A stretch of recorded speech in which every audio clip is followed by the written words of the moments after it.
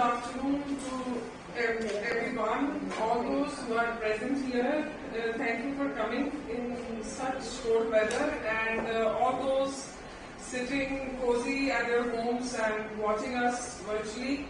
Thank you very much for joining, and I hope I do justice to my topic. I will be talking about investigations and therapeutic options for infertile women. As per the demographics, 80 to 168 million people worldwide have this problem of infertility. So 1 in 10 couples is having a problem. The gross incidence is 10 to 15%. By definition, we all know, just a revision, that 12 months of unprotected sexual intercourse and there is no conception, we would call it infertility. We can investigate earlier if there is any history of PID or she's having amenorrhea. She's older than 35 years, please don't wait for 12 months. She can come to you earlier also. Types, again we all know, primary is when she has never conceived before, and secondary infertility would be when there is a previous childbirth or an abortion. I just define ART. ART or assisted reproductive technology would be defined as technology used to achieve pregnancy through procedures such as fertility medication, artificial insemination, IVF and surrogacy. It's reproductive technology used primarily for fertility treatment. Etiology, Dr. Sonmant has also elaborated. There are female factors, male factors, unexplained and other factors. Then in the female factors, there can be ovulation disorders which form a large chunk of 40%. There can be tubal factors, there can be endometriosis, other causes and uterine and cervical factors. Just go one by one. 40% ovulation disorders we all know can be due to aging, diminished ovarian reserve, endocrine disorder, polycystic ovaries, tobacco use or premature ovarian failure. The tubal factors are 30%. They are obstruction or adhesions due to history of PID, tuberculosis, which is so common here in India. Then tubal surgery due to previous ectopic or salvagectomy. Then tubectomy in secondary infertility is one of the tubal causes. Endometriosis constitutes a large chunk, that is 14% of the problem, and can be anything from grade 1, 2, 3 or grade 4. 10% are other causes, immunological, sexual disorders and psychological problems.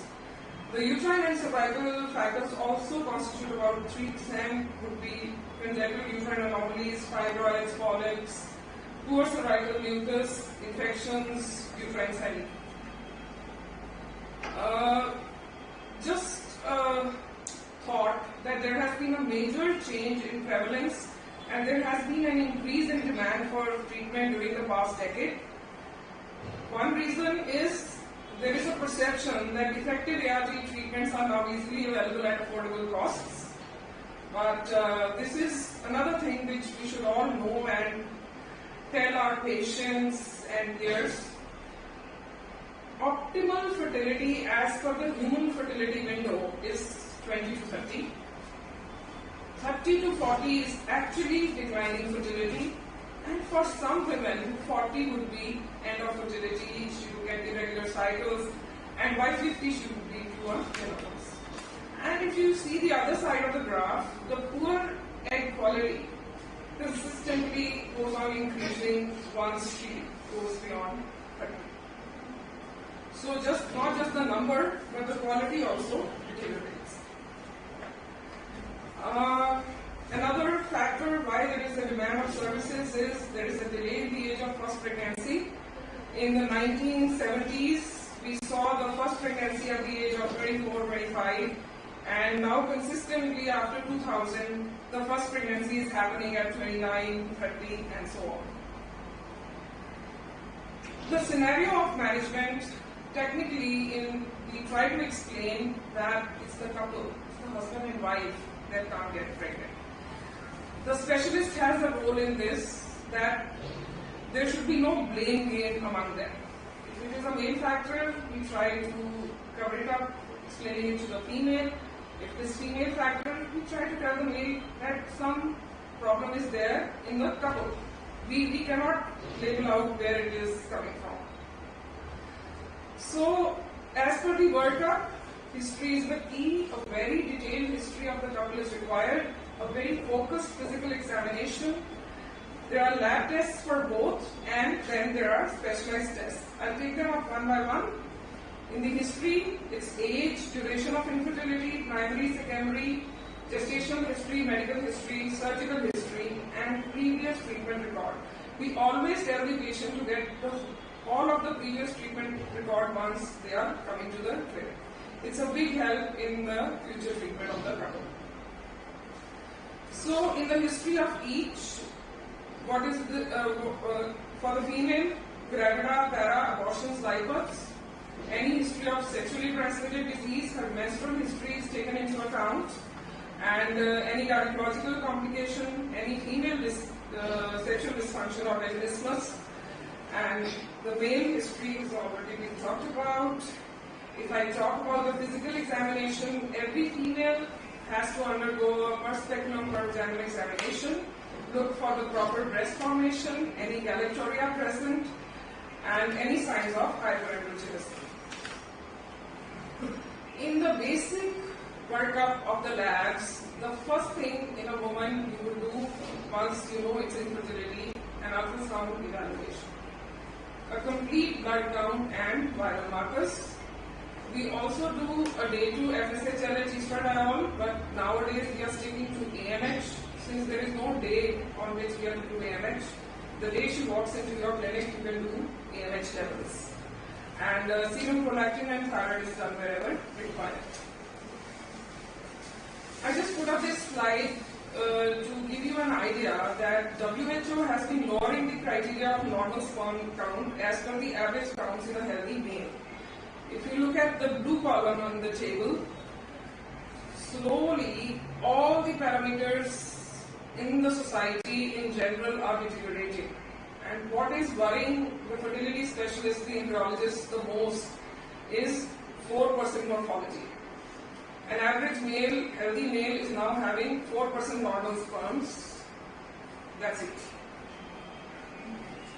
The special tests for female, a transvaginal ultrasonography is a must for a proper assessment. We can do HST, SST for the tubes and laparoscopy, hysteroscopy for other indications.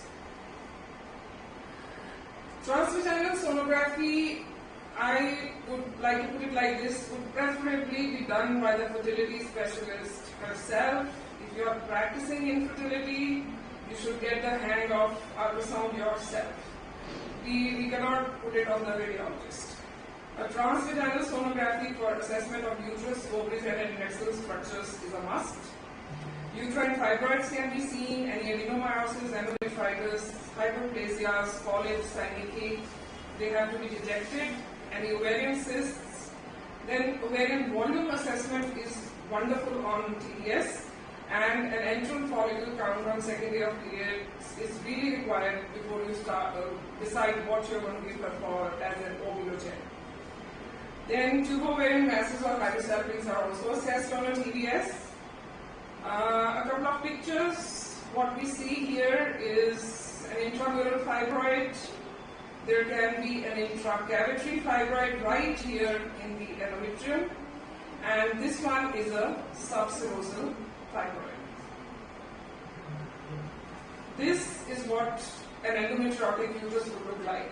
These lines, they form a sheen. There is no proper capsule here of this mass.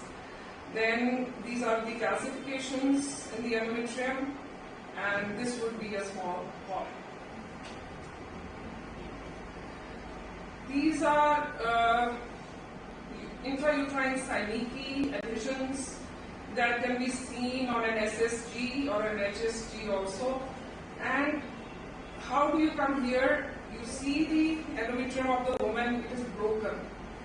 It's not a beautiful triple line endometrium, and then you can suspect the synecdoche. Otherwise, this is what a normal, beautiful and endometrium would look like.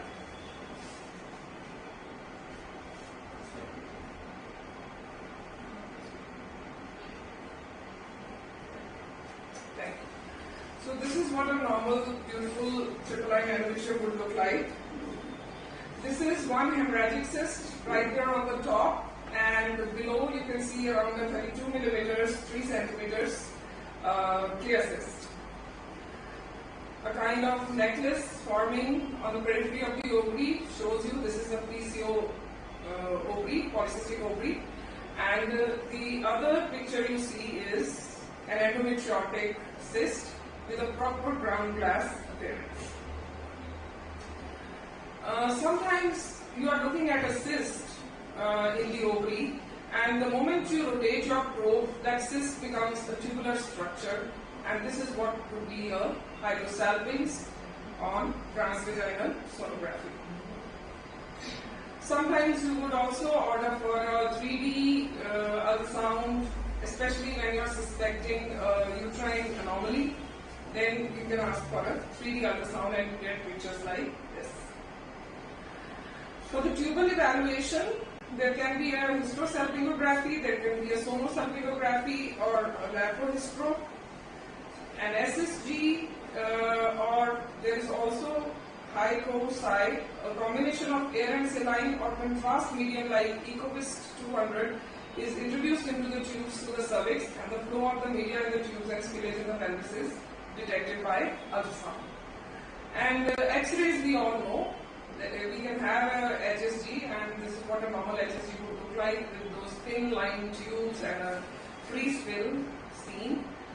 And in this, you can see obviously this HSG is abnormal with some bleeding in the tube as well, and there is a distal hydrosalpinx with a totally loculated spill.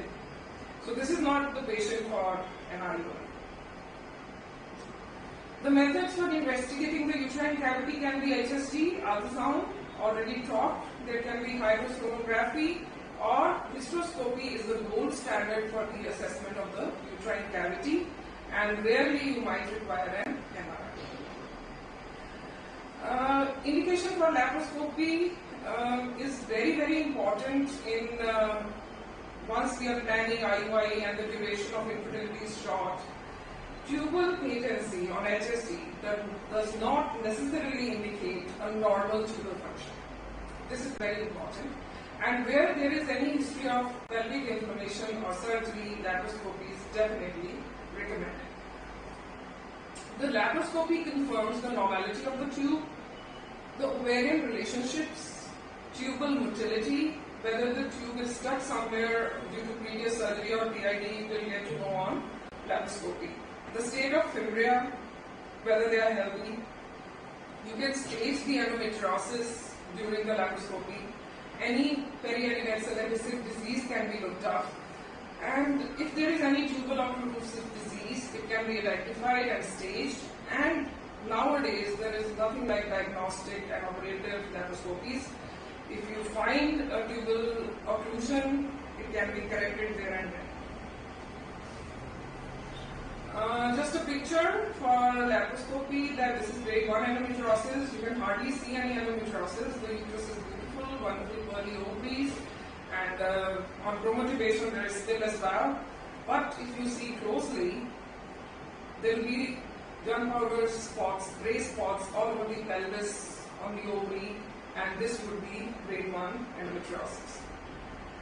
There can be an intestinal endometriosis, which creates a lot of adhesions. There can be chocolate cysts of the ovaries, a lot of chocolate fluid pouring out, and that would be somewhere grade 4 endometriosis. The uterus is stuck, the POD is completely obliterated, sometimes the interior pouch also is affected. So laparoscopy and hysteroscopy in best hands is a tool to convert many IVF to normal conception. For example, you find grade 1, grade 2 endometriosis, you can fulgurate the spots and you can give her time for natural conception. You can just advise her to hurry up with the conception since she is beginning with endometriosis. So grossly, the infertility treatments would be improved timing of sexual intercourse, intrauterine insemination, or in vitro fertilization. Today we will be talking more about IUI only. So the management of the infertile couple, normal male and female examination, normal initial labs, no oligospermion, 2 separate semen analysis, and the ultrasound is also normal. And they are married for less than 1 year. You can go simple, you can tell about fertile window intercourse, tell them about E-type vaginal discharge, explain about an LH kit if she wants. We can also do an ultrasound for ovulation in the natural cycle, give them general advice to avoid lubricants and douches, avoid street foods and fast foods. They should have more fresh fruits and salad in the diet for antioxidants and some kind of exercise in the schedule to de-stress in general. So, most of the times the treatment in a female would include, you treat the underlying cause, if it is ovulatory dysfunction accordingly, hyperprolactinemia, thyroid disorder, medicate them. If she's a PCO, you need to make her ovulate. Tubal uterine causes and endometriosis also have to be dealt with. The tubal reparative surgeries in general have a lower success rate, but myomectomies in large fibroids definitely improve fertility.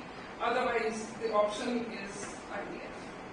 Endometriosis, we all know, can be helped with laparoscopic ablation, medical treatments.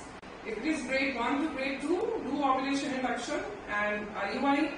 And if it is grade 3, grade 4, IVF becomes a better option before she is over with her ovarian reserve.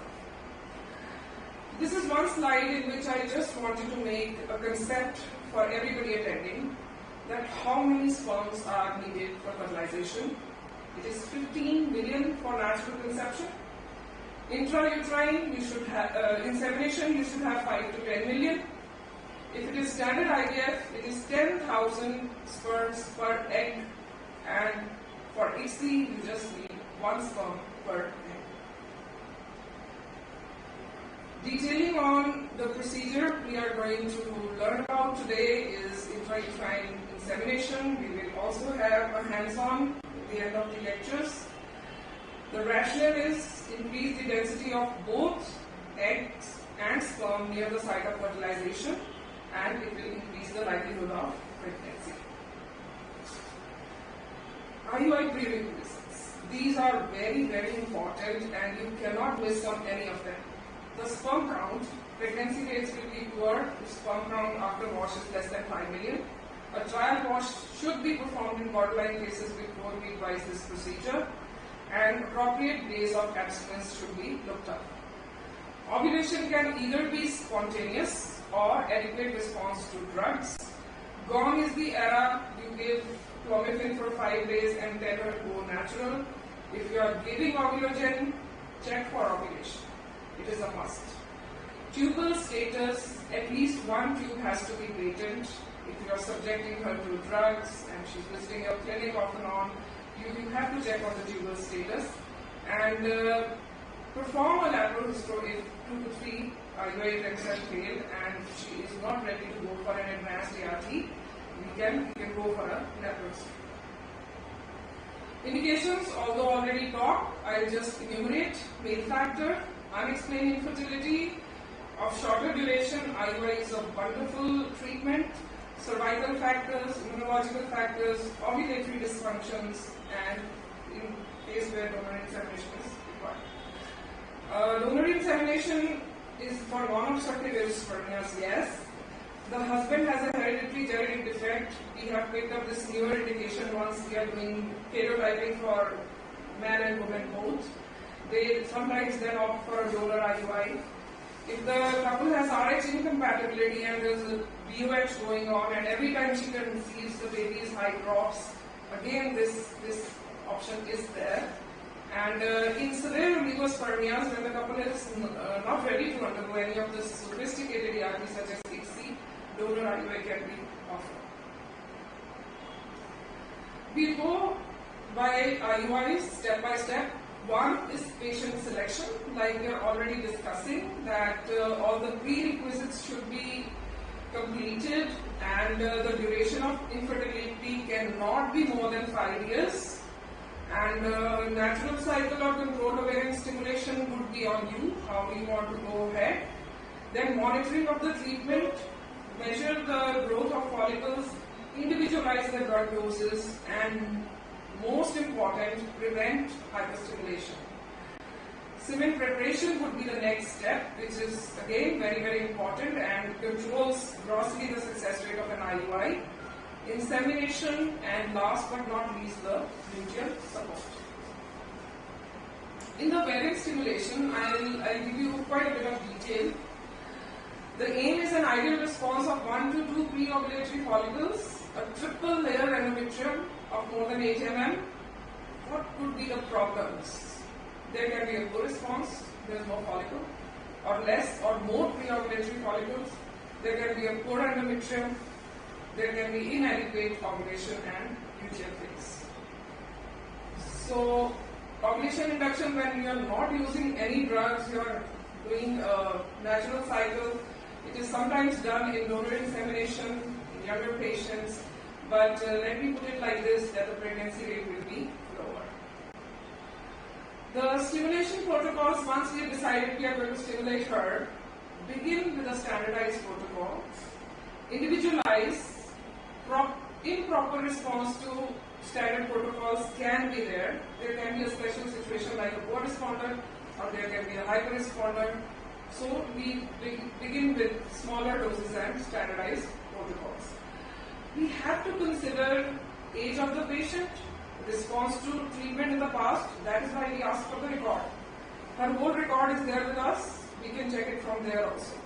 So the ovarian reserve in the form of antral follicle count with the TDS which we have just done will tell us what dose we are going to give, and BMI is also taken into consideration. The protocols can be clomiphene, letrozole, clomiphene with gonadotrophins. It can be only gonadotrophins. You can use agonists or antagonists. The oral drugs. Clomiphene, we all know that many times they start with 50, day 3 to day 7. It can be day 5 to day 9. You can also give her a start with 100 if you have a record and she has not ovulated with 50. Letrozole is back. It can be 2.5 milligrams per day. It can be 5 milligrams per day, or some people are giving 20 milligrams single dose. And there's a new regime now. You can take 1 tablet on second, third day, then 2 next day. The next day 3, and then last day 4. All comes to the same dose grossly. And anastrozole can be used 5 to 10 milligrams per day, and tamoxifen can also be tried. Clomiphene citrate, we all know, a wonderful fertility drug in use for 40 years. It's a selective estrogen receptor modulator. The mode of action is to increase pituitary LH-FSH to promote follicular growth. So clomiphene induces follicular growth, not ovulation. It is the follicle which induces ovulation through a positive estrogen feedback, which induces an LH surge, and that is how the ovulation happens.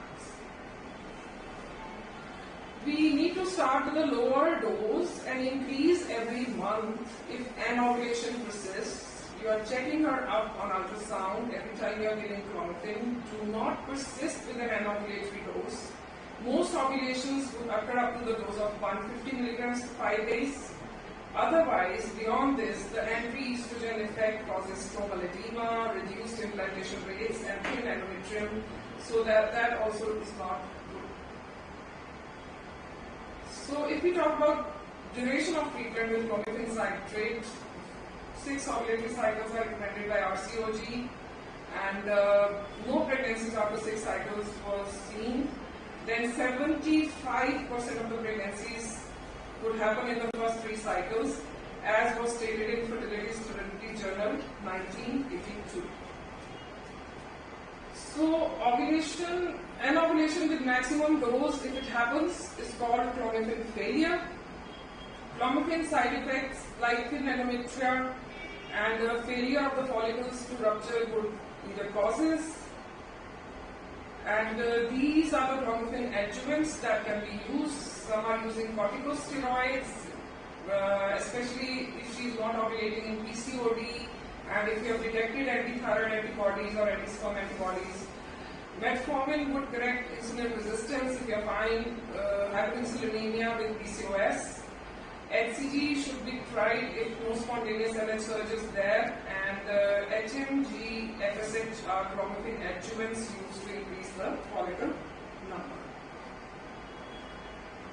These are adjuvants with clomiphene of doubtful value. We see estrogen prescribed back and forth. It should not be done because the circulating estradiol levels are either normal or high once she is making a follicle. So add-on estrogen does not have, it has a doubtful value. Bromocriptine or carbolene should not be used if prolactin is normal. Aspirin also has a very doubtful role, and Ayurvedic preparations would be out of the box. You cannot use them. Allopathic prescriptions should not have Ayurvedic preparations. The aromatase inhibitors, non-steroidal, letrozole and astrazole, they block the conversion of androstenedione to estrogens, and it also used for treatment of breast cancer in postmenopausal women. But we are using them more for ovulation now. And the theoretical advantages of these would be, it does not block estrogen receptors, there is no detrimental effect on the endometrium or cervical mucus. That is a wonderful effect of letrozole. And negative feedback mechanism is not turned off, so there are less chances of multiple follicle development and less chances of multiple pregnancy. So letrozole versus clomiphene, lower E2, less follicles with letrozole is the good effect, as studied by Puteni et al. 2003. Then with 50 mg, similar effects on stimulation of follicles, endometrial thickness is maintained by letrozole despite the low E2 levels in the mid-cycle. Gonadotrophins can be used alone or with clomiphene and letroz. Proper pre-treatment counseling should be carried out. We all know gonadotrophin treatment is going to make the whole thing expensive. Occasional patient may over-respond, requiring a cycle cancellation because we cannot take the risk of OHSS. But yes, we can think of conversion into IVF immediately. There are patients that we do get on day 5, 6 with over-response, and the same day we can start them on IVF. The gonadotrophins, FSH, HMG, 75 IU per day from day 3, 4 or 5 for 6 days, monitored with sonography, and estradiol levels to be done whenever required. An adequate response would be 1, 2 or 3 follicles, rising estradiols, continue the same dose for 2 to 3 days and monitor. A dose of 75 IU per day generally leads to development of only 1 to 2 follicles unless the woman is very young.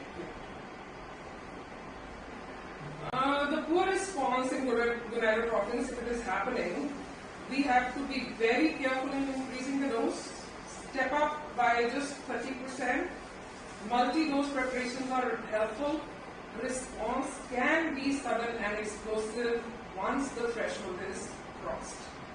And generally we increase the dose and wait for good 3 days and monitor again. And that's how it goes. There can be a step-down protocol. You start from a higher dose in initial few days and recruit more follicles. Dose is subsequently reduced as larger follicles will continue to develop and smaller will become atretic.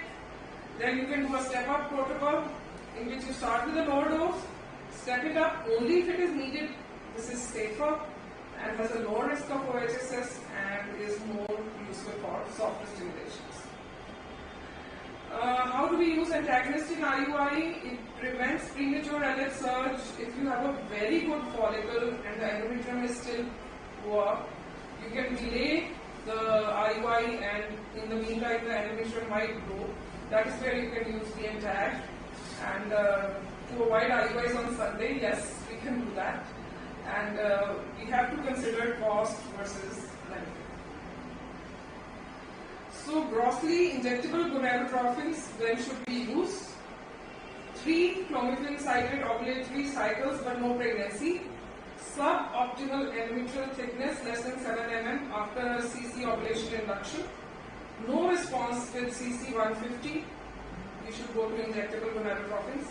And in hypo patients, it is only the injectable gonadotrophins which are going to work. many permutations and combinations are there for clomiphene and gonadotropins. Clomiphene 50, day 3 to day 7, with FSH or HMG can be given day 3, day 5, day 7. You can put clomiphene 100 and then 2 HMGs on day 4 and day 8. You can also do a clomiphene 100 with FSH HMG on day 8 and day 10. So once we are using a combination, the action of both is complementary. It's actually slightly difficult to titrate. Start with softer stimulations. There are no standard guidelines, so be careful and monitor carefully.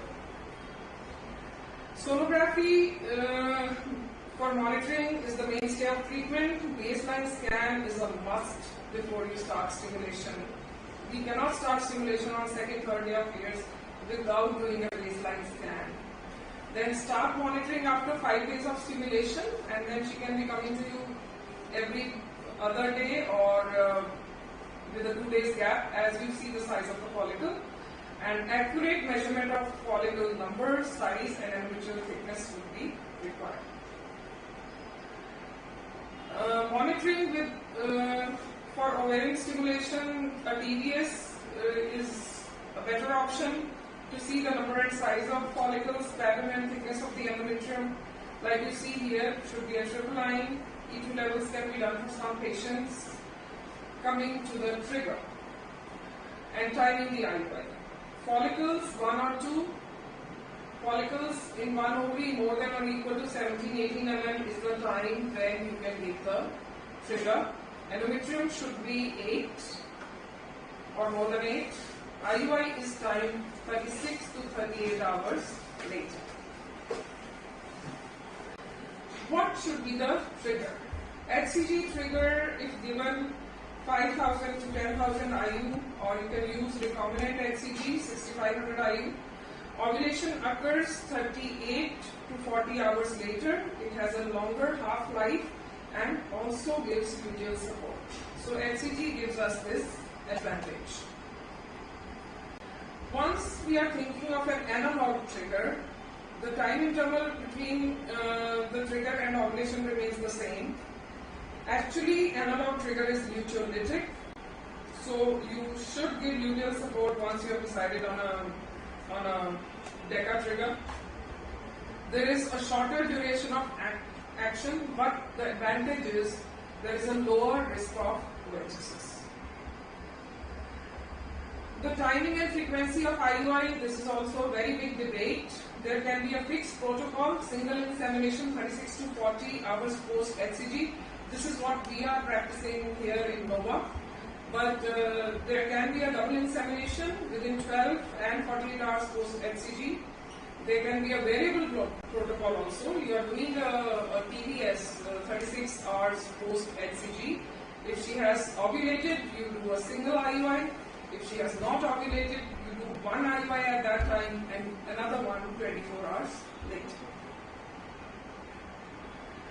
As per the Cochrane data, most reports recommended a single well-timed IUI in couples suffering from unexplained infertility. A single IUI is good enough. Okay.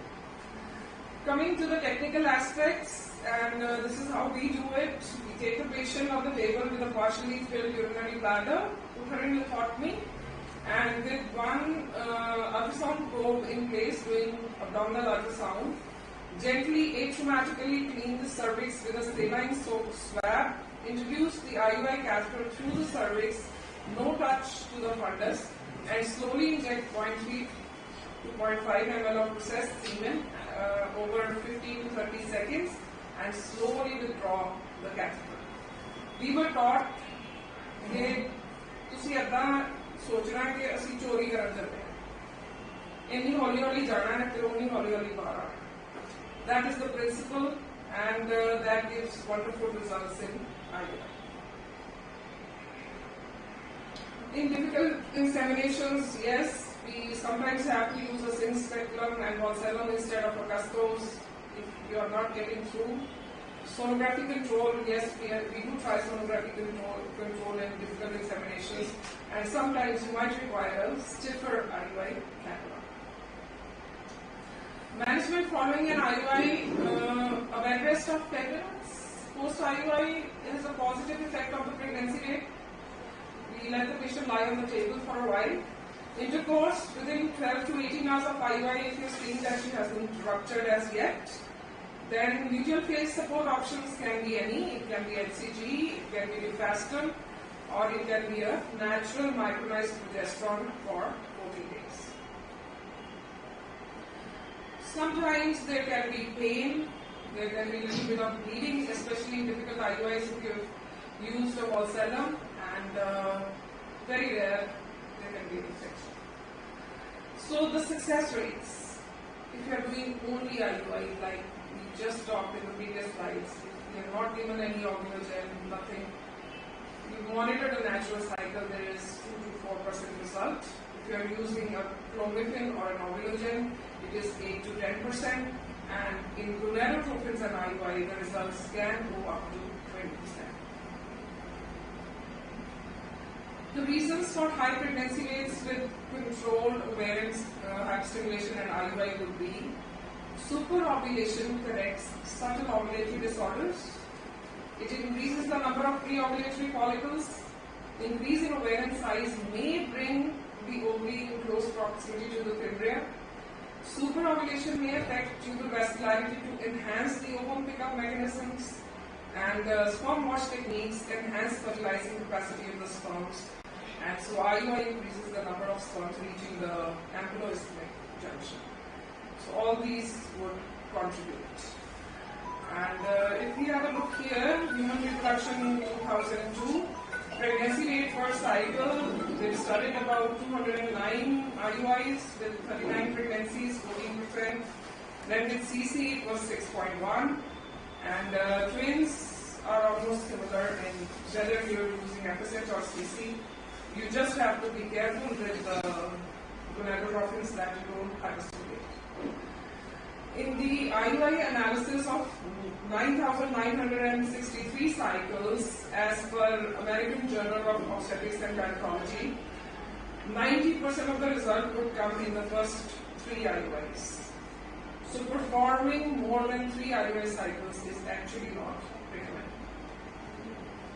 The take-home messages for IUI success: meticulous semen analysis in a standard laboratory with special attention to total motile sperm count, like talked already. Then repeat after 6 weeks if a normal semen analysis is seen. Prerequisites of IUI like tubal patency cannot be overlooked, and ovulation scan with TDS is a must. Avoid giving unstandardized drugs and unevidence-based treatments. Choose younger patients with shorter duration of infertility for IUI treatment, and we have better success rate. Thank you for your attention. And any questions before I go on to the sperm preparation techniques? Anybody would like to ask a question?